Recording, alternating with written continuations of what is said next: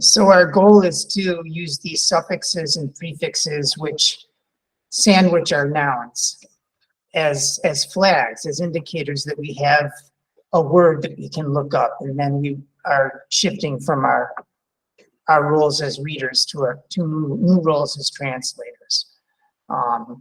So I'm trying to lay out the suffixes and the prefixes in a logical way, and then to bring in some words from the verses we're going to read to make that connection between the grammar we're learning and something that's actually happening in our verse. So I laid out some suffixes for masculine nouns. And I don't know if we've specifically talked about this, but Hebrew has gender-based nouns. So we have masculine and feminine nouns, okay? And the masculine nouns have their own set of possessive suffixes, pronominal suffixes, which are the possessives, and the feminine nouns have their own set of suffixes. So tonight we're going to take a look at the masculine singular possessives. In other words, the possessive suffixes that attach to masculine nouns in Hebrew.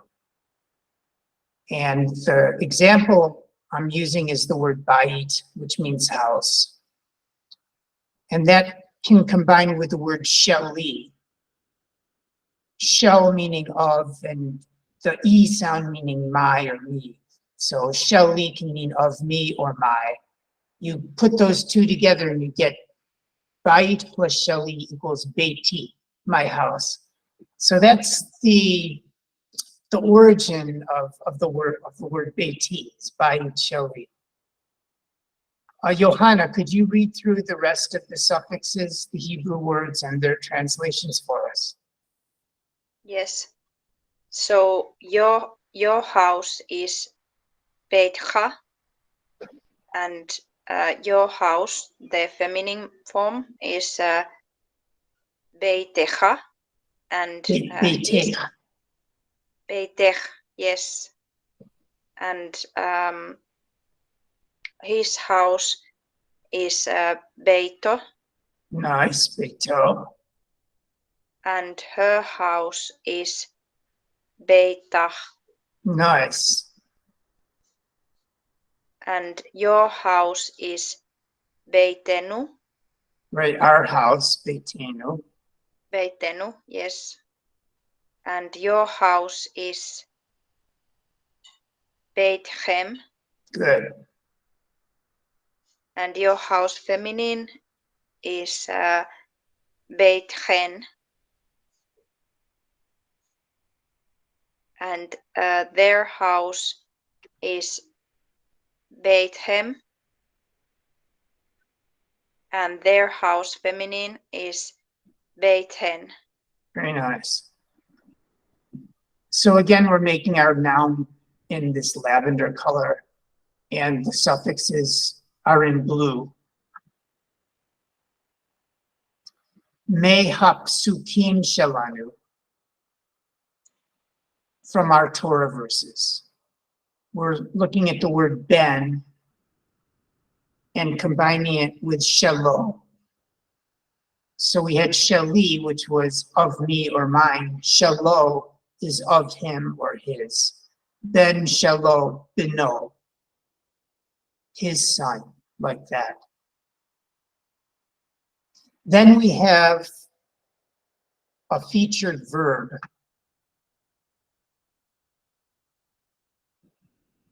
We're going to take a look at the verb haya. Nancy, do you remember the idea of the pa'al, the example shorish, the pei ayin lamed, and how we relate it to the other roots that we look at, like the pei hapo'al, the ayin hapo'al? Do you remember that idea?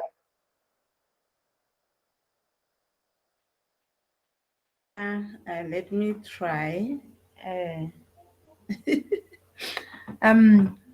For example, the pei hapo'al. I think no, I don't think I remember. So we assign each letter of our root, whatever root we're looking at. Tonight we're looking at Haya. That we assign each one a position. We have the pei position, the ayin position, and the lamed position. So the pei position is the first letter of our root. We call it the pei hapoal. And the pei hapoal in this case is hey. Is it coming back to you now? Oh, in that manner, yes. So having said that, what would be the ayin hapoal? The yud will be ayin, and then the Good, hey and will be the- lamed. Good. So this is a family of roots that we've looked at before that end with hey. And the hey tends to drop out in the past tense. And it's substituted by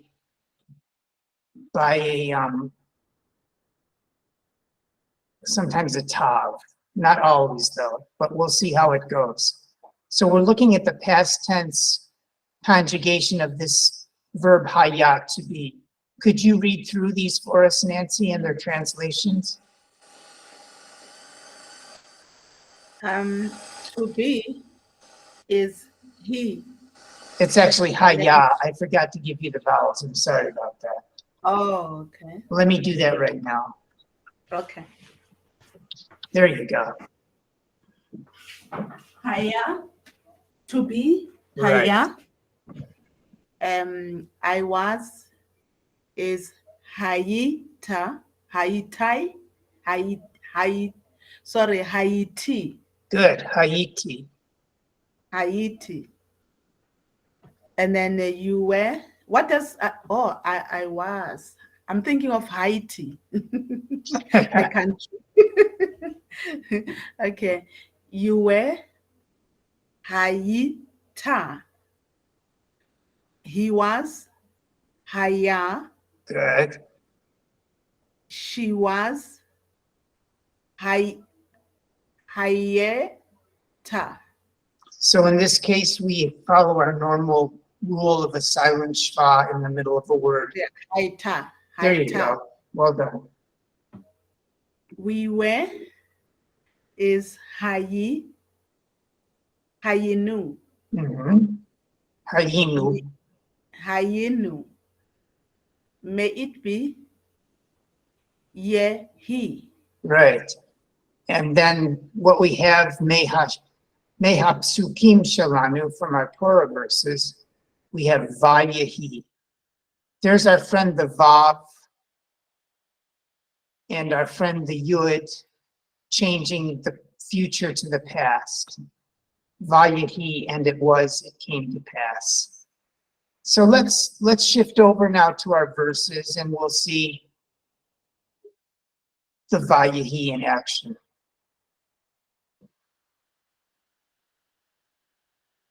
And Johanna, why don't you take a turn, if you would, and give us verse Aleph, the first verse. Oh, by the way, here's Samuel. I think he must be anointing King David.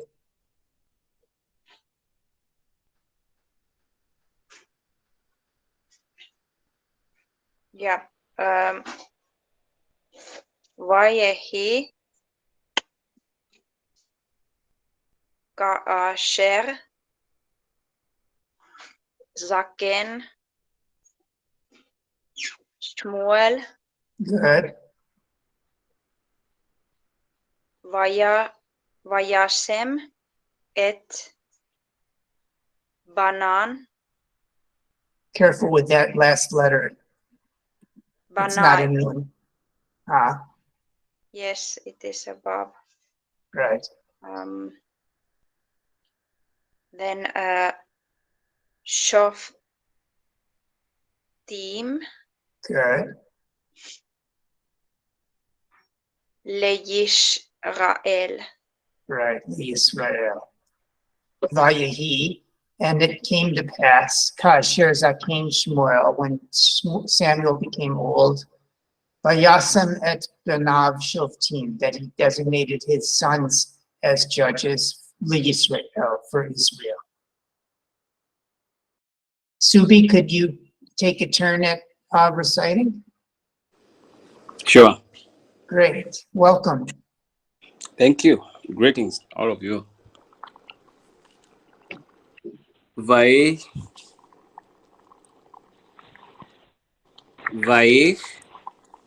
Shem Benu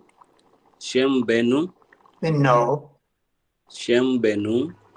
it's the O sound, not the U sound. Shem Okay. Beno. Shem Benu. Screen is lost. Okay. It's back. Shem Benu. Have call. Ha Bechor. Have call. Hall. So this is a resh. We want to roll it a little bit to get the resh. Ha Bechor. Have hall. There you go.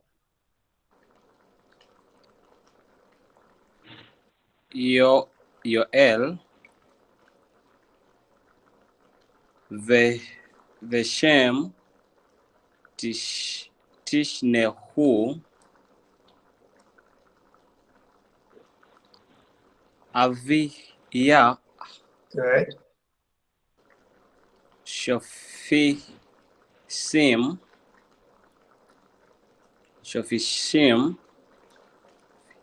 Shofitim, sorry, Right. Biv El Nice. Shava. Very nice. I noticed on the first word, we can actually pronounce the shva a little bit because we have an exception when we start with va, it means and. So we go va yehi, Yehi. right? And then we have to make a difference between the u and the o. Somehow, the shuruk, when the dot's in the middle, we have to make the u, or else if the dot's on the top, the o. So it's not benu, it's Ben. beno, Beno, sorry, Yeah. yes. right? All the Good. time I took it for you.